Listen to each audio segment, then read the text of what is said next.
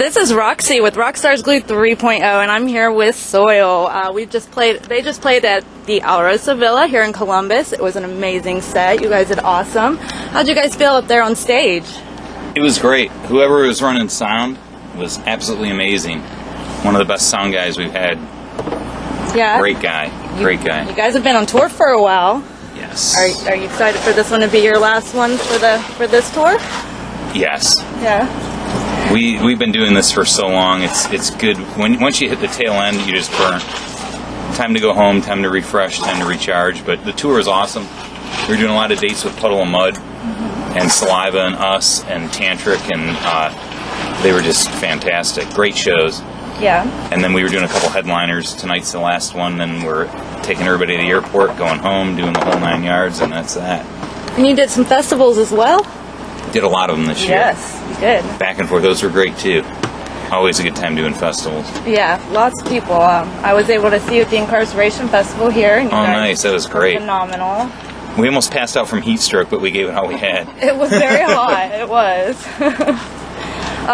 You guys, your album Scream, The Essentials, you put out last year. Yeah. Tell me about the feedback with that and how you guys have been managing that and fans' feedback.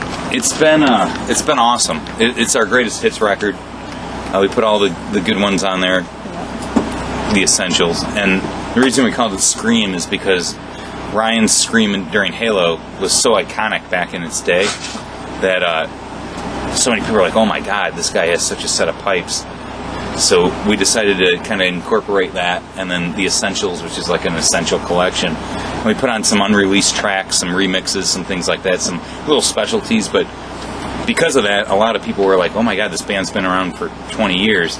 Maybe we should throw them on some of these festival dates. And they've been doing it this long, and it kind of registered in everybody's minds that, you know, we've been doing what we've been doing for as long as we've been doing it.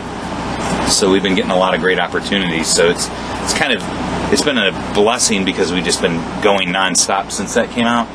But it's kind of been a hindrance on some new material because we've been going so nonstop. We're just like burnt.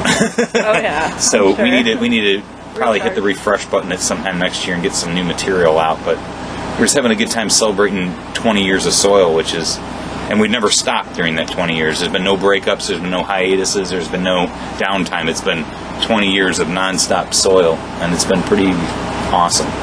So is there new material on the way then? We were working on a lot of stuff. We've done a ton of interviews and saying, oh, it's coming here, it's coming there. So it's in the works.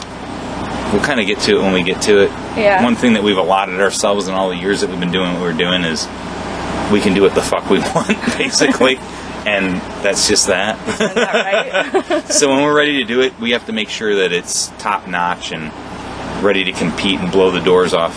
You know, if it's not, then we'll just take whatever time we need to make it sure that it does do that.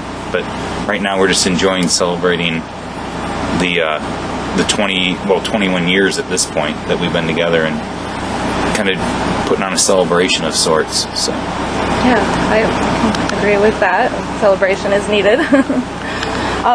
One question I have out of curiosity is what you would say to upcoming artists, new musicians. You guys have been doing it for so long, but what would you say to them? Well, the game's changed so much, you know. I mean, it has. The main thing I would say to new artists is you gotta put yourself on the line as well as if you're signing to a label or doing what you do, because it's just so hard to sell music out there, and there's so much of everything out there that, you know, back in the day when we signed, they were like, you know, the big rock star deals, and the label would front everything for everything, and, you know, if you got signed, it was like this magical, you know, thing that happened. But nowadays, a lot of bands are trying to do it themselves and failing miserably because there's just so much out there.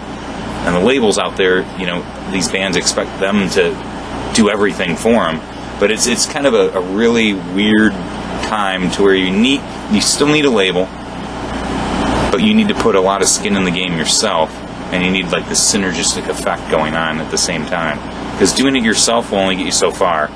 Having a label do everything is a thing of the past. But if you can combine yourself with both of those things, that's a recipe for success. And again, you know, don't overdo it on the tracks. Don't overproduce.